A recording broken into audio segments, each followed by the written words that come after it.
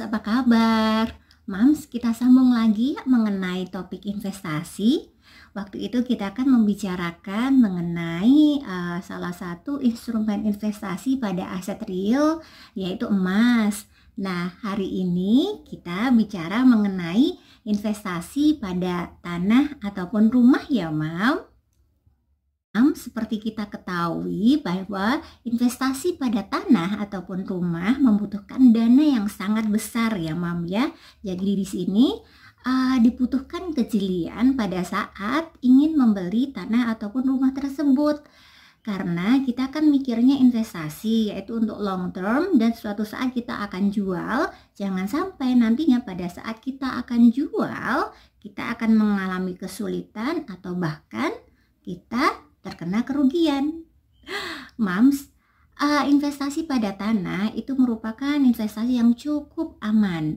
Dalam artian, jika Mam dengan suami memang tipe risk averse, dalam artian penyuka investasi tapi tidak pengen investasi yang sangat berisiko, nah tanah ataupun rumah bisa menjadi pilihan. Tapi ya Mam, yang perlu diperhatikan pada saat kita akan membeli tanah, sebaiknya kita harus melihat dulu bagaimana prospek tanah ataupun rumah itu ke depannya. Jika prospeknya bagus, maka tanah ataupun rumah itu akan marketable ya Mam ya. Untuk tanah ataupun rumah yang memiliki kategori marketable, jika memang kedepannya memiliki prospek yang baik ya Mam, biasanya jika posisinya itu nggak jauh dari pusat keramaian, dekat dengan kampus ataupun pusat pendidikan yang lainnya, dekat dengan pusat perniagaan, kemudian dekat dengan perkantoran, itu memiliki prospek yang bagus memang. Kemudian jika kita mengintip dari tim appraisal perbankan, mereka itu memiliki kategori Mam. Jadi jangan sampai letak dari tanah ataupun rumah itu dekat dengan negative list. Jadi mereka punya list-list tersendiri ya Mam ya. Biasanya kalau dekat dengan makam, kemudian yang tanah ataupun rumah aksesnya lebar jalannya itu kurang dari 4 meter, atau dekat dengan sutet, gardu listrik dengan tegangan tinggi yang memang nantinya memberikan efek radiasi terhadap kesehatan. Kemudian jika posisinya itu dekat di bantaran sungai ataupun tanah atau rumah yang biasanya itu tidak memiliki akses atau mereka sebut mengenai tanah helikopter, nah itu merupakan negatif list lokasi yang harus dihindari. Karena kenapa? Karena bank itu memiliki pengalaman pada saat mereka ada nih jaminan dengan kondisi semacam itu, dan kebetulan kredit atau pembiayaan yang diberikan itu ada masalah, mereka akan menjual aset itu mengalami kendala. Karena memang banyak orang nggak terlalu suka dengan posisi-posisi tanah ataupun rumah yang dekat dengan negatif list tadi. Nah, itu bisa menjadi pertimbangan kita, Mam, jika suatu saat kita naksir tanah ataupun rumah, jika memang ada posisi yang seperti tadi saya sebutkan, jika memang Mams masih bisa memilih, tolong untuk memilih lokasi yang lain ya, Mam.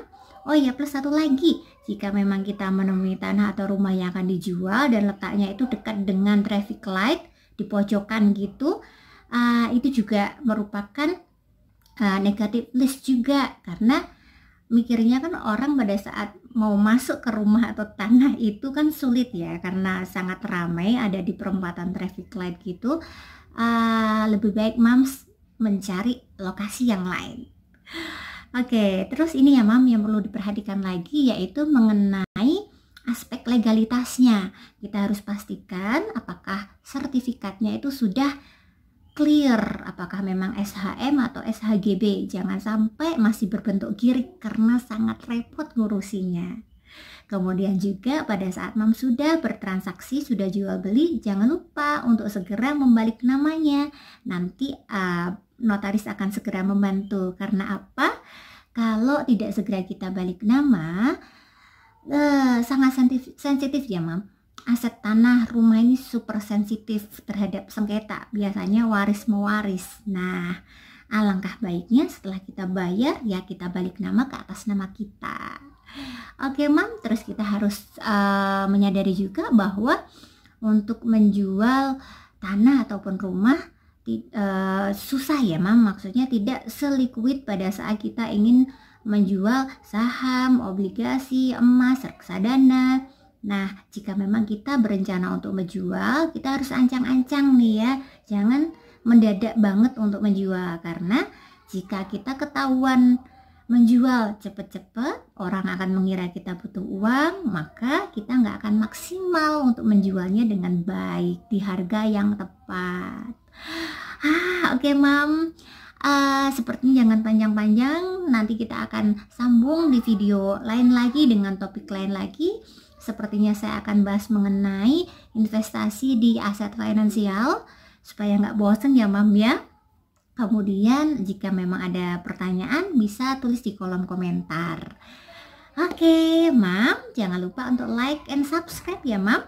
Dan jangan lupa untuk selalu bahagia. Terima kasih Mam, bye-bye.